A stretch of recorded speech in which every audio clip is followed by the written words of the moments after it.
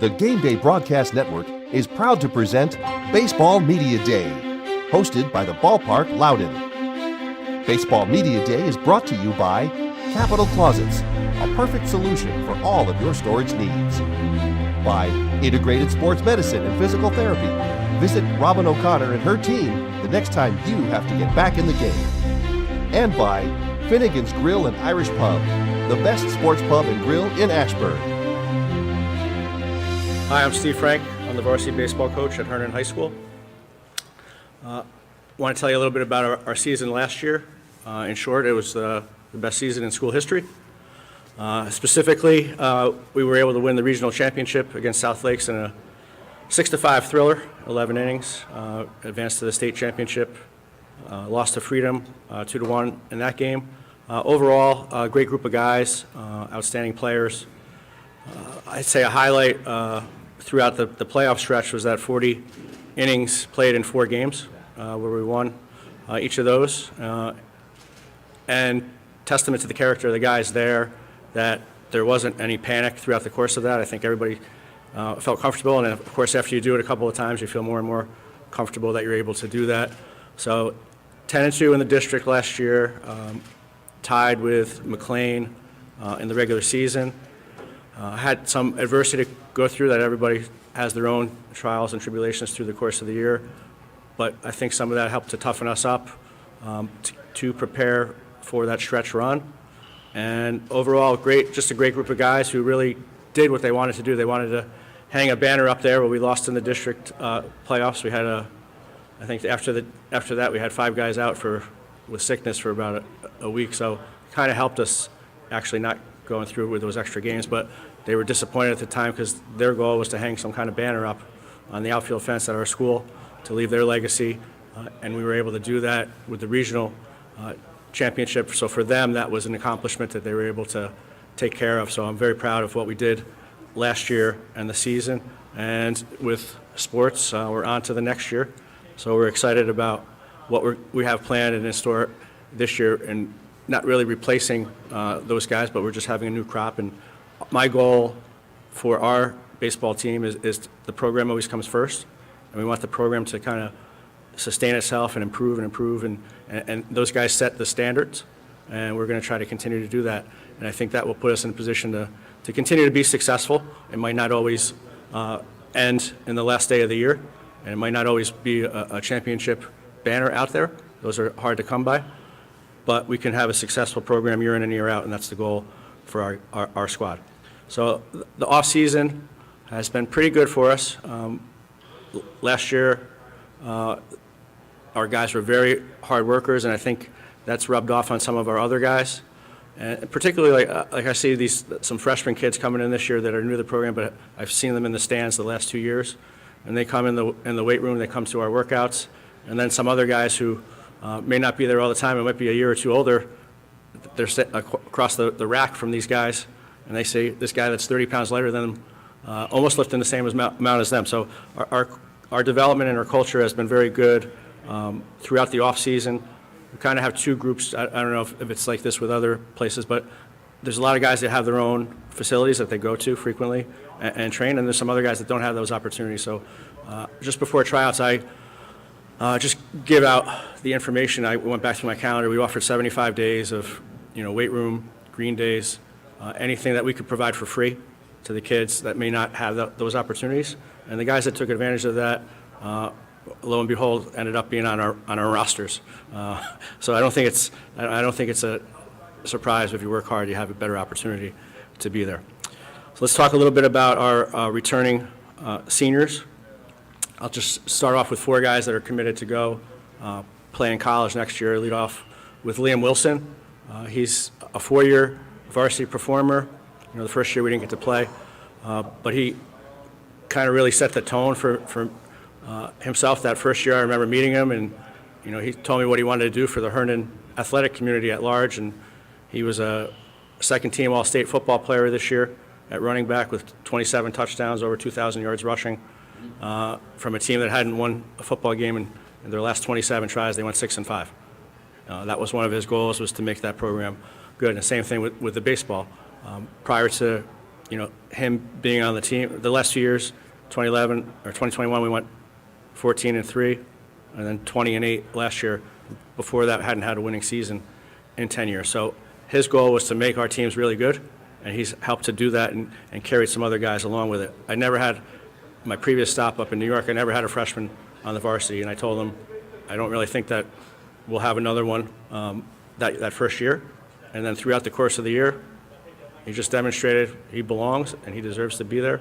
And ever since then, he's been an outstanding player for us. He's in a lot of the categories for top 10 lists, and looking forward to the rest of his career. He's going to be attending Wake Forest University next year. Last year, he played third base and pitched for us, particularly down the stretch. And, without a lot of mechanics that are fine-tuned, he throws upper 80s, 90s. So it's nice to have that. So he's still continuing to work on the mound. This year, we're going to switch him over to start off the season at shortstop. We've lost a lot of guys there. We want to take advantage of his athletic ability and move him over there. Next guy would be this guy's a 3-year returning player. Mitch Maurer is our center fielder, outstanding defender. He's short in stature, but big heart and really physically strong. He's our fastest guy, has a cannon for an arm. Also is not fazed by the pressure. He's willing to get out there and pitch. Mitch is going to go to Shenandoah and play outfield for them. Quick story about Mitch was last year, sometime in May, we have times where we can throw some bullpens or we can go over the batting cages and get some work done in. And Mitch wanted to throw in a bullpen. And I told him, you haven't pitched in a while. We got these other guys here ready to go. You're probably better off spent time in the batting cage. I said, just continue to work on your stuff in catch play. So we get to the McLean game in the semifinals of the regional, and we're in the 9th inning, and we've run out of pitching. And one guy that we wanted to use was sick, and other guys had gone through, and we're like, who can we put in there that's not going to be phased? And we just tell Mitch, come on in. He gets Griffin Stieg on a fly out, gets another guy out, and we win the game, the regional semifinal, and then we end up in South Lakes. And we're like, all right, we're in the 8th or 9th inning. All right, Mitch, get in there. So his last 2 outings, after me telling him not to work on it as a bullpen, is a save in the regional semifinal and a win in the regional championship. So I said, Mitch told me he likes to be surprised when he gets out there. The one time I planned to start him against West Potomac in spring break, he didn't do as well. He said it's better for him if I just don't tell him when he gets out there. So that's Mitch Maurer. Mitch is an awesome guy. Have Connor Gottschalk is another 3-year returning player for us. He's a pitcher outfielder. He's going to play at CNU. He's got electric stuff. Like his off-speed curveball, which is has a lot of velocity to it, is just kids don't see this pitch, and our guys, even our guys who have our veteran experience, they have no shot at hitting it. When he's on, he's very, very, very good.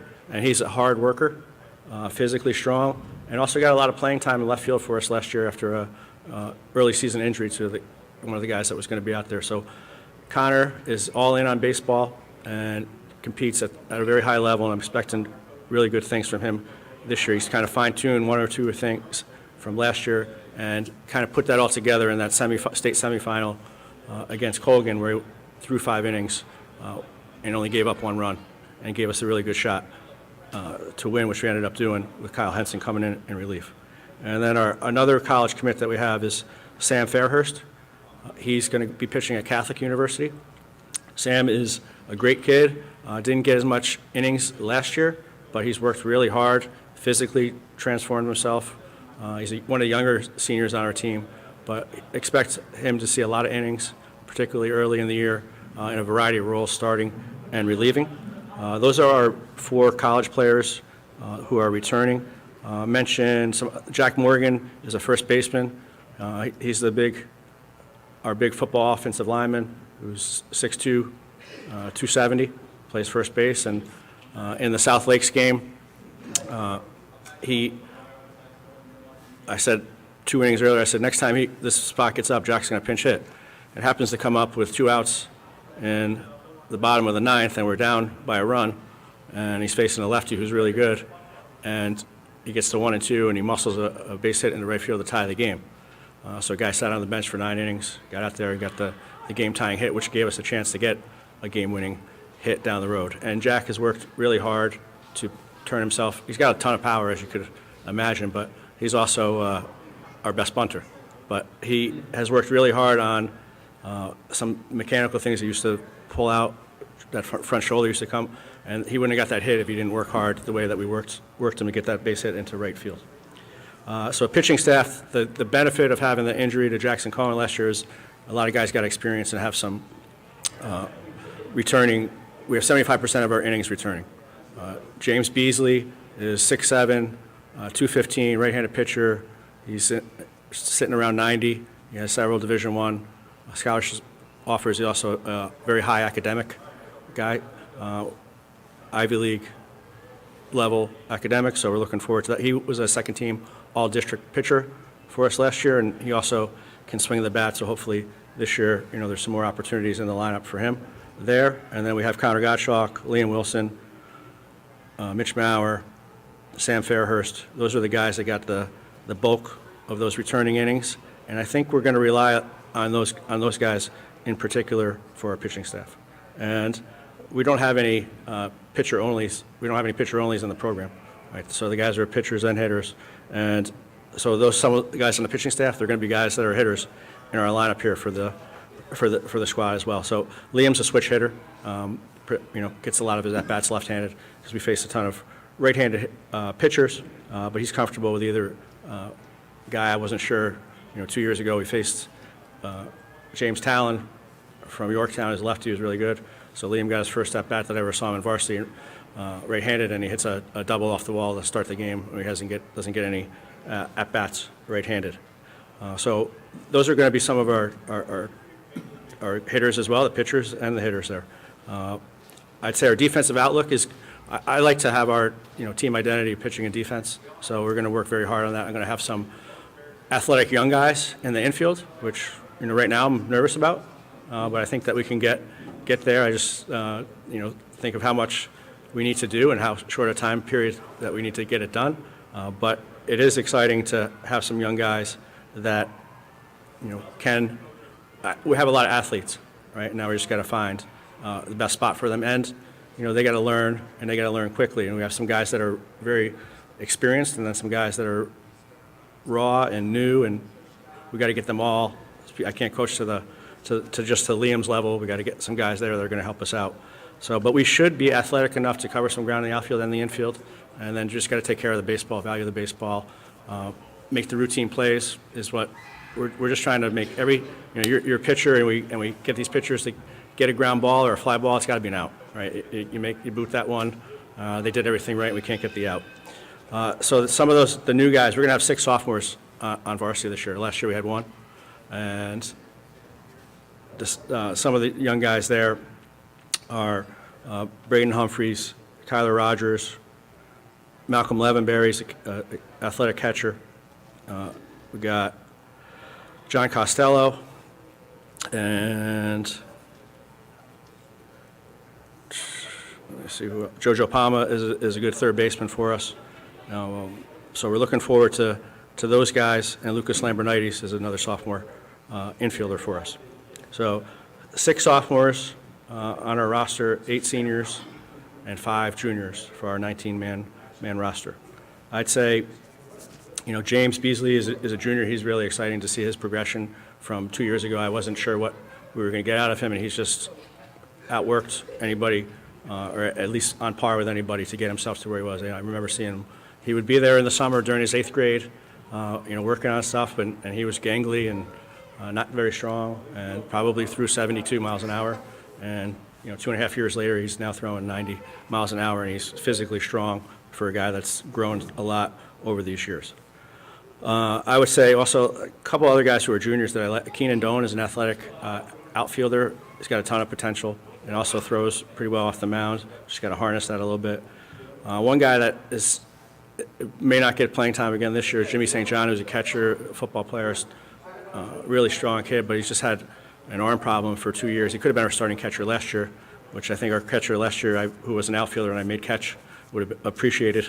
But he just can't. He couldn't throw. He finally had surgery done in the winter and starting to be able to throw on March 1st. But When I saw him 3 years ago, I was like, I said, this kid is really, really good, and hopefully he can get healthy and show that off sometime. Our schedule, we have a tough Liberty District schedule. I was just talking to Mike from Marshall before he came in here with you guys. We think our district, I think, from top to bottom is going to be more competitive, so that there are potential for losses, every time you step out there.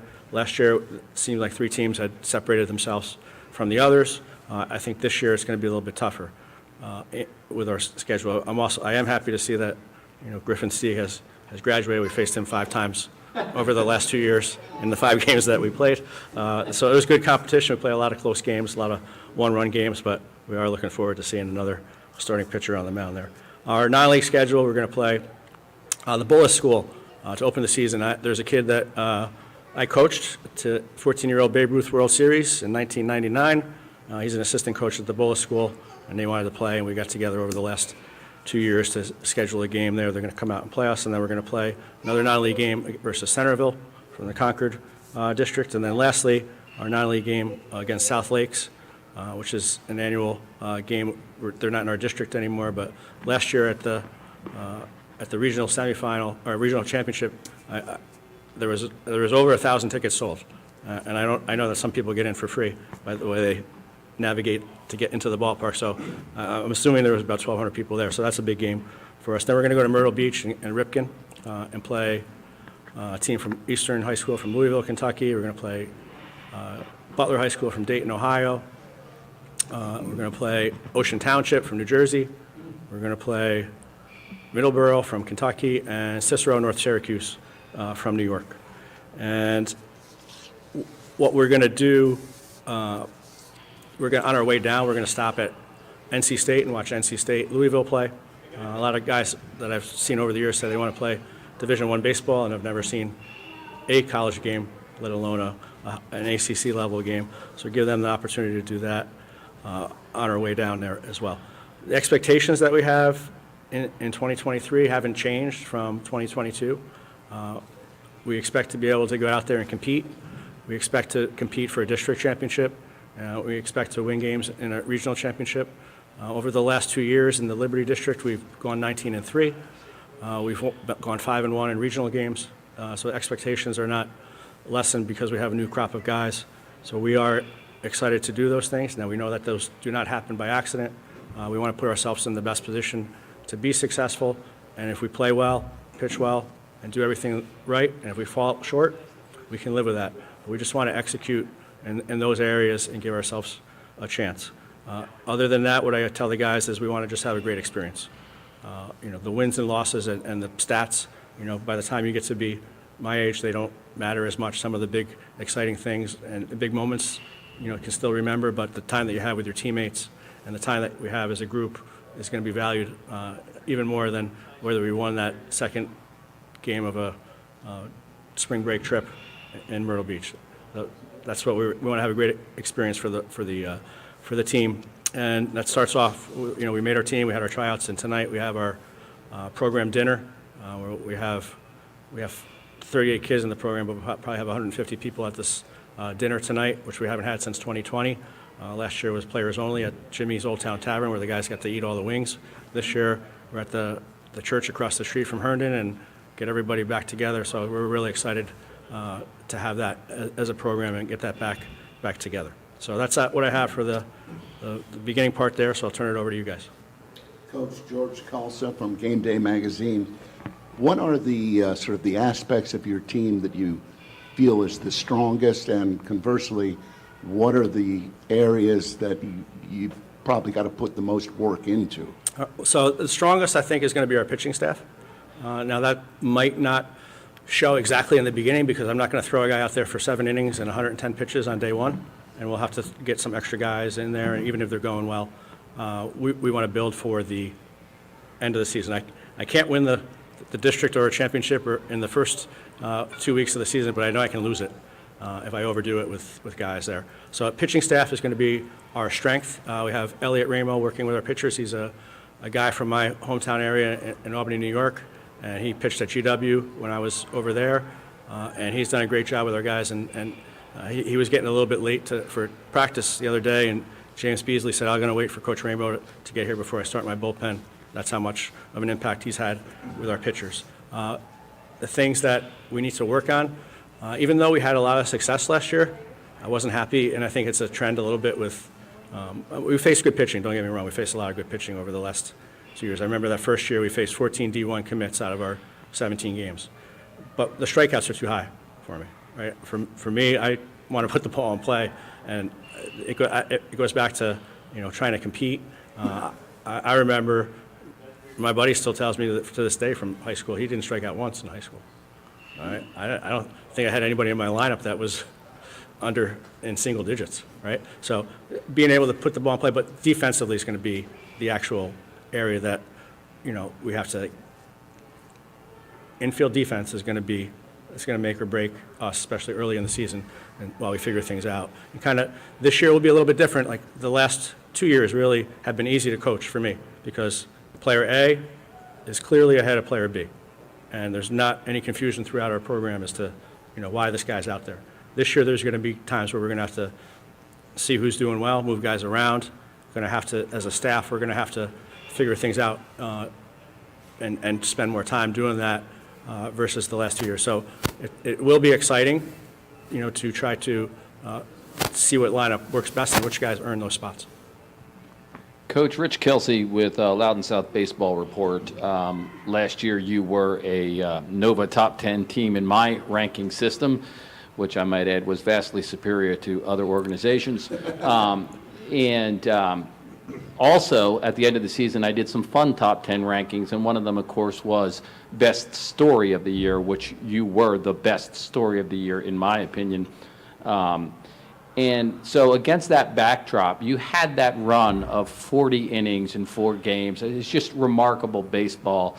And I know in that time, you made a lot of trips out to the mound. And I don't know what you're telling those folks under those high-pressure situations, but tell us one of the better stories about your trips out to the mound and what might have happened out there in a few of those exchanges. Because sometimes, as you know as a coach, those moments are tense and you're trying to get your pitcher to actually settle down and slow the game down, which is not always easy in those circumstances. So tell us how you did that.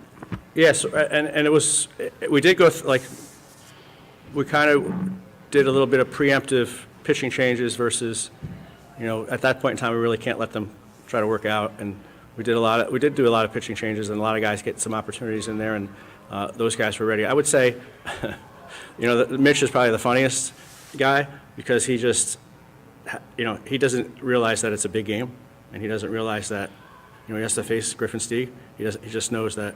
He goes, afterwards I asked Mitch, I wasn't really out. We have a thing with our pitchers, like where we'll work on our breathing. We'll check either write something in our hat or look at the foul pole to go what we call like a stoplight, red, yellow, green, if we're wherever our heart is or our head is. If we're green, we're go. But if we're starting to get out of control a little bit, so we'll refocus with that. A lot of that's from Brandon Geyer, who's a Herndon High baseball alumnus.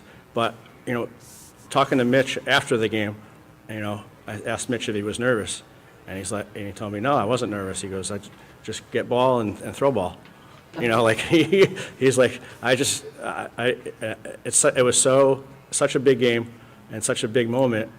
Mitch was the perfect guy for that, and you could tell, looking at him, and he wasn't, there's been other times where you see guys that are they're kind of shying away or they don't trust themselves because they're overthinking it. So Mitch would be the guy that, give him the ball and he's like, I'm going to get it done. And he got it done. And that was a huge moment for us, to be that, because we had a 10-5 lead in the bottom of the ninth. And we had Jackson Cohen out there who, in the postseason, was our best guy. And but he was getting a little tired, and they got a couple guys on. We went to another guy. They got a couple of hits on. So the tying run was at the plate, and it was a guy that can hit home runs. And without that win, we don't get those other opportunities. And so that Mitch's performance was really something that will stick with me forever. Coach, we thank you for joining us here today, and best of luck here to you guys at Herndon High School. We'll be following you all season long. Okay, thank you very much.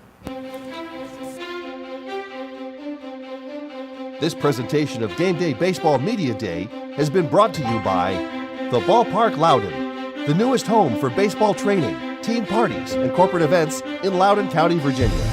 Come live the experience. To watch more of Game Day Baseball Media Day, visit the Game Day Nation Facebook page at facebook.com/Game Day Broadcast and on Twitter at GBN Mobile.